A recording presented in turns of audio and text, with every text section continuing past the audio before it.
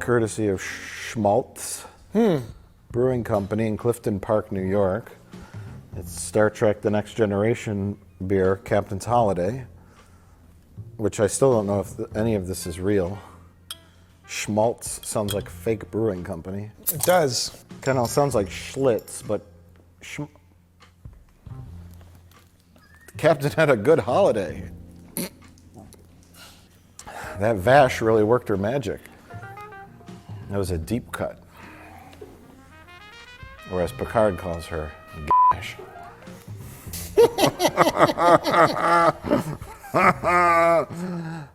She's into artifacts, that's why she loves Picard. Can I get a, do you even get that joke?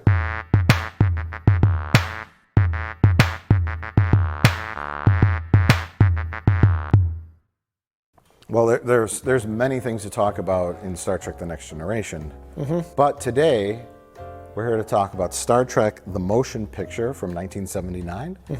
Per your request, Jim. Thank you, yeah. And I see you more as a Star Wars guy. True, yeah. Less of a Star Trek guy. What made you want to discuss Star Trek The Motion Picture? I wanted to watch it again, and I watched it again. I just got this warm, nice, nostalgic feeling where I didn't have to worry about anything, and I just enjoyed a movie again. I like the movie. I don't know how you feel about it. I rewatched it again, and I loved it even more. Right. After rewatching it yet again. The movie's kind of the ugly duckling of the Star Trek movie family, as opposed to Star Trek V, which is kind of like the drug prostituting son. Three-breasted Catwoman of the family. But in this movie, it's really different. And so, you know, and even for the diehard fans back then. It's the love story between Decker and Ilea that's really the heart of the story. Which, I mean, there's been romance in Star Trek in the past, but this is a bit different. It's different because it doesn't involve a main character. Right. It's sort of like the backbone of the story. I'm sorry. That you left Delta for? Or that you didn't even say goodbye? The film oozes sexuality. Hello, Ilea. Decker is in love with her. They had a prior relationship, although it did not... On Delton. Yeah, she's Delton, which is, I guess, a race that just exudes sexuality. And that they're better at it than anyone. Yeah. And Ilea is played by Indian model Persis Kambata. And so the first thing she says when she comes on the Enterprise, just randomly, is... My oath of celibacy is on record, Captain. May I assume my duties? By all means. Essentially, Ilea is killed and replaced with a robot, and it ends up in sickbay. Bones is scanning her, and he's like, it's microprocessors down to the cellular level. She's a mechanism. She's a mechanism.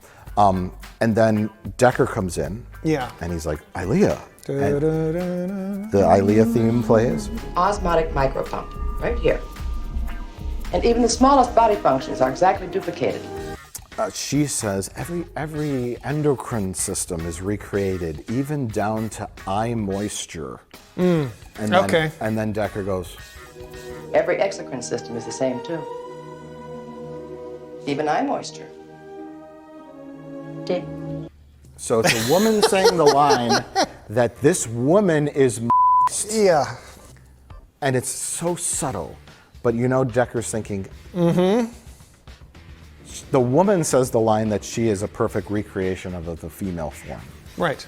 If it came from Bones, he'd be like his lips. Yeah, well, she's got it in all the right spots. And Decker would just He'd just walk leave the room. backwards out of the room and the door would close. And there's the aperture, which does look like a camera aperture. Yeah. Collapses and opens the same way. That's what Spock goes through. Right. But he calls it an orifice. He calls it an orifice. I intend to calculate thruster ignition and acceleration rate to coincide with the opening of the V'ger orifice.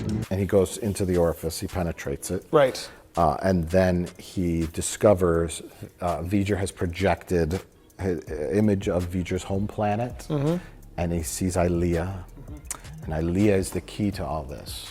And Ilea has a necklace with a sensor around her neck, which is a circular pink object. Yeah. That is the sensor. And then he mind sexes with her? He does mind sex with her, but he informs the crew that the circular pink object on her neck is the key Right. to everything. It's the sensor. It's the most important thing in the V'ger orifice. Right.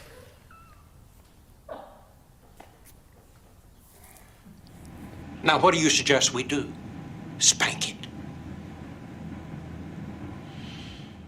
But then, yes, Spock does mind meld, and he just can't handle it. No.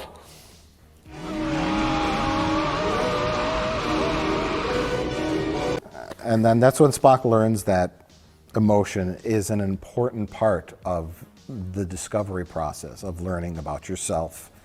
And sex. And sex and the universe and who you are, where you came from, what your point in the universe is, and the mystery. Right. That's the component that V'ger is missing, is the human element. Sure, Yeah. it has all the knowledge in the universe of facts and robotics and technology, but it's the wonderment. Yeah, and that's what Spock was trying to purge at the Is beginning this of all the there film. is? And then at the end, V'ger erupts in a glorious explosion and becomes a new being altogether.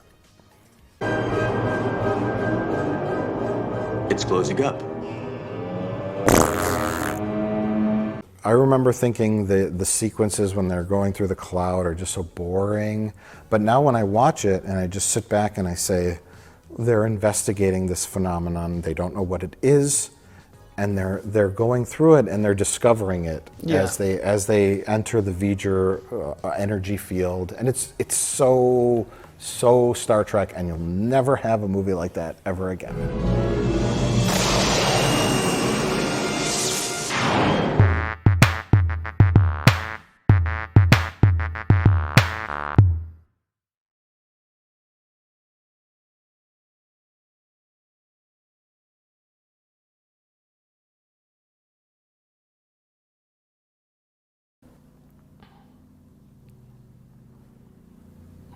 Let's talk about how fat William Shatner is. I can't find my Kirk notes, but Well, we can talk about I'll remember. toupees. But I'd like to. He used his gorilla arm hair to create a new toupee. All right. Kill that Coco. I need a new toupee.